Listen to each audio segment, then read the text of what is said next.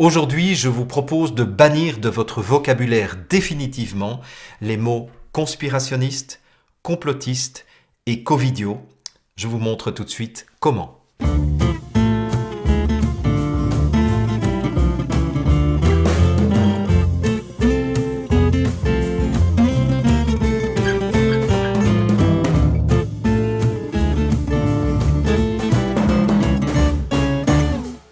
Bonjour et bienvenue dans cette nouvelle conversation du lundi, la conversation numéro 74, ou 74 pour les Belges et les Suisses, du 25 janvier 2021.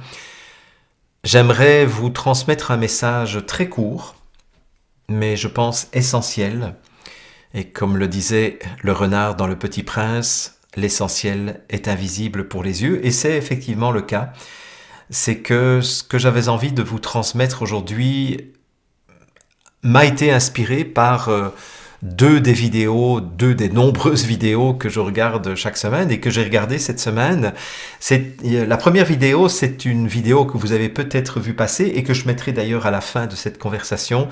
C'est une vidéo qui rend hommage à tous les hommes et toutes les femmes qui osent, dans le monde francophone, se lever pour dénoncer les mensonges, dénoncer la propagande et pour transmettre des informations plus proches de la vérité ou en tout cas plus éloignées des conflits d'intérêts.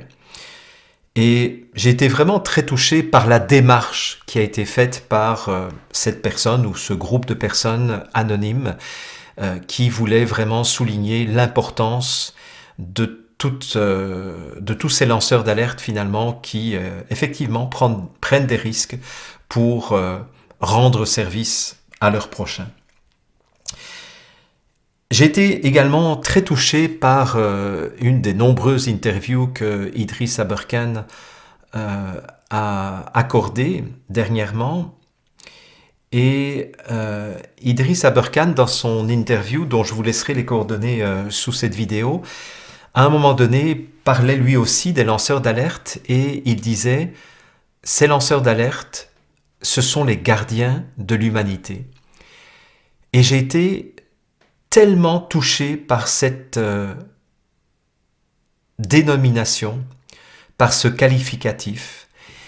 Et ce que j'ai vraiment envie de vous proposer à chacun et à chacune de vous, c'est qu'à partir de maintenant, nous adoptions ce vocabulaire pour nous, entre nous. Parce que vous voyez, pendant un certain temps, nous sommes nombreux, nous les lanceurs d'alerte, à avoir dit « je suis conspirationniste et je suis fier de l'être ». Je suis complotiste et pour moi c'est un signe de reconnaissance. Pour moi c'est une médaille qu'on me donne, etc. Mais en même temps il y avait quelque chose de pervers dans cette attitude, même si effectivement on s'en fout la manière dont on est traité, nous les lanceurs d'alerte, mais il y avait quand même quelque chose de pervers, c'est que nous acceptions de reprendre le vocabulaire des gens qui montrent de semaine en semaine un visage de plus en plus malveillant, qui dévoile des intentions de plus en plus absurdes sur le plan sanitaire. On se rend compte que ne fût-ce que le couvre-feu n'a plus rien à voir avec des mesures d'ordre médical de près ou de loin.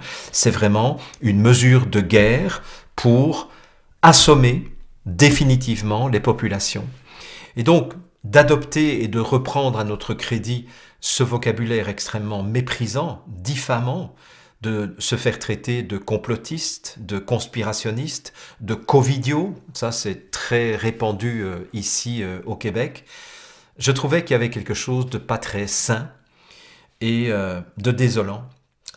Et quand j'ai entendu Idriss Aberkan parler de gardien de l'humanité, je me suis dit, c'est ça. C'est comme ça que nous devrions nous appeler. On ne devrait même plus nous appeler des lanceurs d'alerte. On devrait juste accepter de nous nommer les uns entre les autres. Et vous aussi, quand vous parlez de nous, de parler des gardiens de l'humanité. Je pense que c'est vraiment beaucoup plus juste au niveau de l'intention parce que malgré tout ce que les médias et tout ce que les détracteurs ont essayé de dire à propos de nos motivations, faisant toujours croire les mêmes choses parce que eux n'ont pas d'autre perspective de l'humanité que quand on fait quelque chose, c'est toujours pour son propre profit, pour de l'argent, pour de la gloire ou pour du pouvoir. Et ces gens sont tellement limités dans leur vision du monde qu'ils ne sont pas capables d'imaginer que des dizaines, des centaines, des milliers, des dizaines de milliers de personnes pour l'instant agissent dans l'ombre. C'est pour ça que je vous parlais de l'essentiel qui est invisible pour les yeux, parce qu'il y a quelques gardiens de l'humanité qui sont visibles, comme moi, comme Alexis Cosset-Trudel, comme Sylvano Trotta, Emma Cruzy, Chloé Framery, Tal Schaller, Salim Laibi, les décodeurs, Stéphane Blais, Frédéric Pitre, et évidemment j'en oublie beaucoup, Amélie Paul, Lucie Laurier, etc., etc. Ça, ce sont les gens qui sont visibles. Ça, ce sont les gardiens qui sont visibles. Mais à côté de ces gardiens de l'humanité qui sont visibles, il y a une multitude, et ça je peux vous l'assurer, il y a une multitude de gardiens de l'humanité qui œuvrent dans l'ombre, qui continuent à s'informer, qui continuent à essayer d'informer leurs prochains à travers les réseaux sociaux. Et toutes ces personnes méritent d'être reconnues comme les gardiens de l'humanité, et rien d'autre, avec aucun autre vocabulaire. Donc, c'est ce que je vous propose de faire à partir de maintenant. C'est de nous appeler les uns les autres, les gardiens de l'humanité, parce que c'est vraiment ça que nous faisons actuellement. Ce n'est ni pour la gloire, ni pour l'argent, ni pour le pouvoir, ni pour notre profit personnel. Nous le faisons parce que nous savons ce que ça veut dire, l'humanité. Alors justement, si on réfléchit au mot « humanité », c'est vraiment très intéressant comme mot parce que ça décrit l'ensemble des êtres humains, évidemment, mais vous le savez tous, humanité, ça a un autre sens aussi.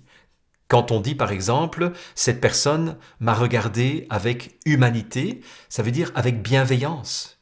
C'est-à-dire que dans le mot lui-même de l'humanité, il y a une notion de bienveillance, il y a une notion de douceur, il y a une notion d'amour, il y a une notion de respect de l'élan vital, de respect de la liberté fondamentale. C'est ça qui est bafoué aujourd'hui. Et nous sommes une minorité silencieuse, mais nous sommes une minorité beaucoup plus importante que ce que la minuscule minorité de psychopathes milliardaires croit que nous sommes.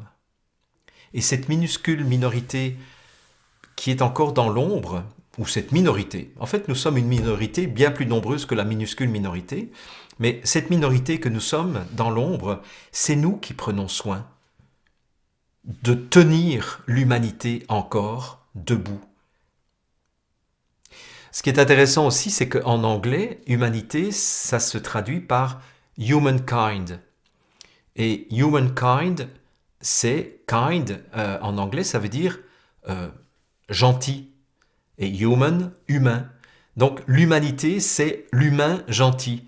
Donc également en anglais, on peut voir ce double sens qu'il y a dans le mot d'humanité.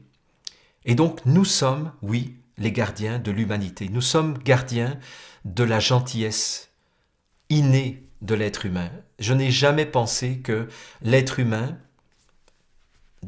par essence, est un être mauvais, est un être maléfique. C'est lorsque l'être humain est déconnecté de son humanité, est déconnecté de son essence, est déconnecté de sa dimension spirituelle, qu'il devient un être méchant, mauvais, impitoyable, criminel. Mais sinon, regardez, quand il y a une catastrophe naturelle qui s'abat sur une région d'un pays ou sur un pays ou en entier, qu'est-ce qui se passe spontanément? Les gens n'ont pas besoin que le gouvernement leur dise « vous allez faire ça ». Spontanément, les gens vont les uns vers les autres. Il y a de l'entraide qui s'organise immédiatement. Et une entraide, évidemment, tout à fait bénévole. Il y a un soutien, il y a un partage, il y a un hébergement qui se fait chez ceux qui ont été moins touchés que d'autres par un cataclysme naturel. Et remarquez que là, la plupart du temps, les grands absents, ce sont les instances gouvernementales, qui arrivent beaucoup plus tard, ou qui arrivent avec des gros moyens. Mais qu'est-ce qui fait que les êtres humains qui sont frappés par une catastrophe naturelle sont capables de tenir debout sans se suicider directement? C'est parce qu'il y a une proximité entre les différents êtres humains anonymes, les voisins qui peut-être ne se sont jamais parlé et qui vont se prêter main forte parce que nous sommes dans une situation précaire, nous sommes dans une situation de fragilité. Et ça, c'est une bonne leçon aussi de se rendre compte que quand on est face à un vrai danger, on n'a pas besoin que le gouvernement